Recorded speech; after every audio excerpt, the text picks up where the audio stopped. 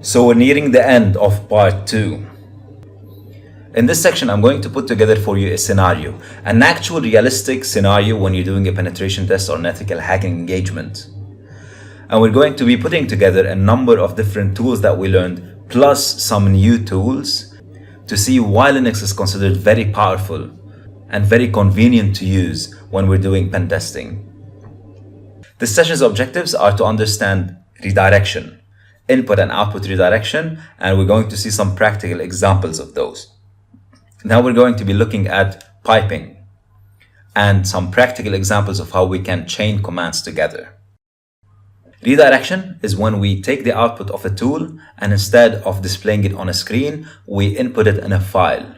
Or the other way around, we take the content of a file and we redirect it as an input to a certain tool. And this is usually needed because sometimes you can run commands on a target, but you cannot see the output. So one common scenario, for example, is that through a website, you might be able to reach the back-end Linux system of a target, but because of the website, you wouldn't be able to see the output of the commands that you are running. In that case, you will redirect the output of these tools to a text file that you would be able to access through your web browser. If that sounds confusing to you, don't worry about it. You will remember these examples that I'm talking about when you're doing your ethical hacks and these scenarios come up. So here are the different types of redirection. The greater sign is used to direct command output to a file. So for example, nmap is one of the programs that would have an output option. I have the option when I run nmap to save the output in a file. But let's say, for the sake of this exercise, we're running the ping command. Ping does not have an option to save the output. Using the greater sign, I can direct or redirect the command output and save it in a text file. Two greater signs will append the command output to the file. So if I run the ping command the first time and I save the output in one file using the greater sign, and I do that again, the second output will overwrite the first output. If I want to append it and add the second output to the first output, I use two greater signs. And the less than sign directs content from a file to a command. So it's the other way around. All right, let's see how that looks like so you get a good understanding practically. Here's the scenario.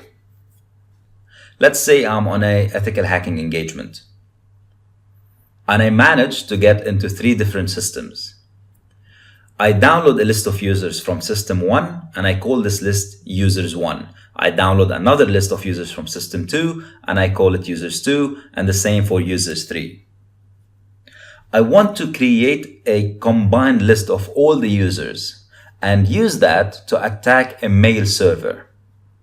So my target is I want to create a list of all these users and I want to find out all the mail servers in the company, and I want to use this list and give it to a program that will try and attempt automatically to log in using every user with different password until I'm hopefully successful. So let's break this down step by step. Let's look at the contents of the first file. There's a small list of users in users 1, same as users 2, and same as users 3. I kept the list short in this scenario just so it doesn't look too overwhelming in the output.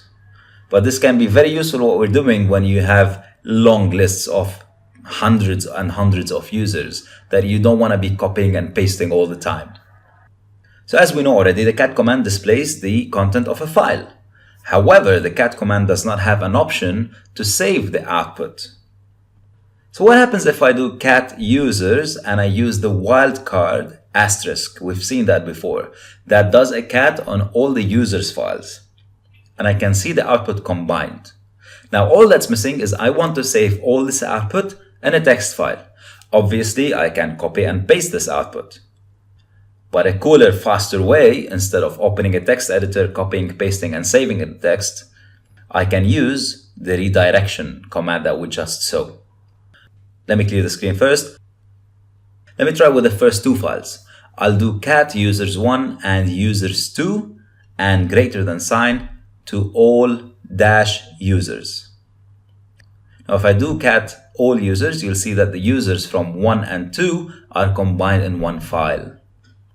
I want to also combine the users from file 3. Now, if I do cat users3 greater than sign all users, look what happens.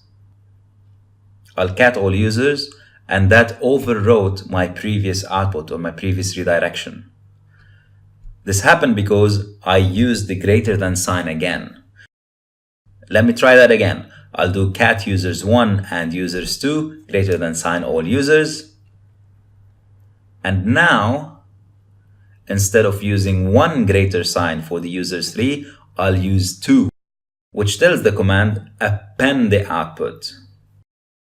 Now if I cat all users, I'll see that I have a list of all users combined in one text file. So instead of copying pasting all these, imagine that I have to do that for tens of files. I could have done that using one command. And a much faster way to have done that is by using the asterisk. Remember the wildcards? If I do cat users star or asterisk and then redirect it into all users, that would have been a very simple one-liner to take the content of all the files, redirect the output, and put it in one file. Here's a quick tip for you. I can use the cat -n command to see the number next to each line. So now I have a list of users. These are the users that I'm going to be trying out in my attack on the mail server.